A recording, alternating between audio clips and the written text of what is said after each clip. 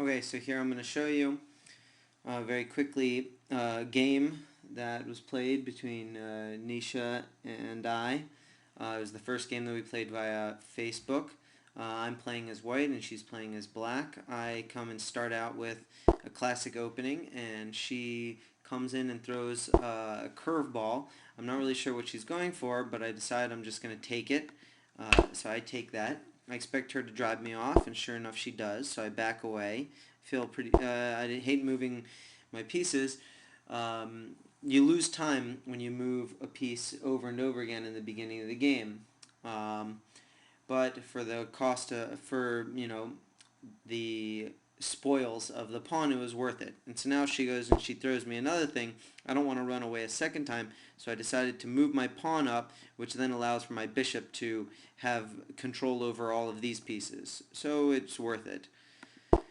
So now, I have some strong control of the center, and she's going to come in and take control of the center also. Now at this point, I don't want to move it a third time, so I'm just going to trade bishops with her. Okay, we trade bishops, and it's a little unfortunate for her because she ends up having to move this knight away from the center, and also leaving her whole queen side unguarded, which I'm going to take advantage of in a minute. Now at this point, I just want to make some progress, so I move my kingside knight out, getting in preparation to castle, and I watch as she decides to take on my two pieces. Now at this point, I could have just taken with my d3 pawn, taken her there, but then she would have come in and traded queens. I have nothing else to protect her queen from my king, so I'd have to kill her with my king, thus preventing me from castling and really weakening my game. So I don't want to do that, and so I see that there's a trap that I can set up here from f3. From f3, I can pretend to attack f7, but where in fact I'm really going after c6. If I can get my queen to c6, I have a really nice trap set up there by forking between the queenside rook and the king itself. So I'm going to start by setting up the bait by giving away this pawn, which seems like a good move. So I'm going to attack this. I'm going to attack her black pawn on e4, and she's going to move it to my d3 pawn. So she goes and she takes the bait. Or the first bait, so to speak, and I'm going to set up my queen by moving it to f3 to kind of get in the way here. Now, from her point of view, you can see that I'm trying to move my knight into here to get a fork between this h8 rook and the d8 queen.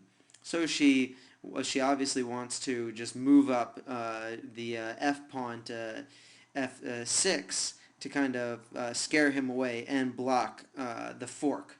What she should have done, though, is moved her queen to d5, which would then have protected this pawn, attacked this queen, and attacked this piece, and have protected f7. But she didn't do that. She fell for the trap and moved this forward. So now I go in for the kill to 6c or c6. Now she's being forked. Her only option is to block it with the queen. Goes blocks it with the queen.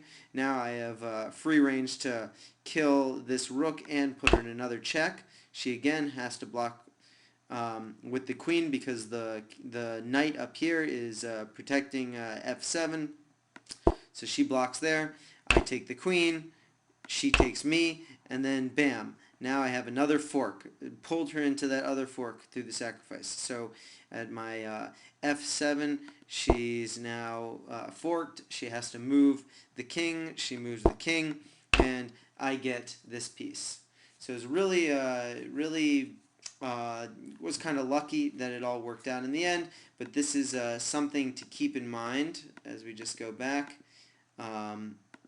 and flip the board around again, that if you notice that if you've already gotten rid of the queenside bishop, and they've opened up with their knight, this is a really good, this fake fork is a really good diversion, or at least I thought it was in this instance, of this c6, which is a great, force, a great fork between the two of them there. Okay, hope you enjoyed this video. Please leave some feedback.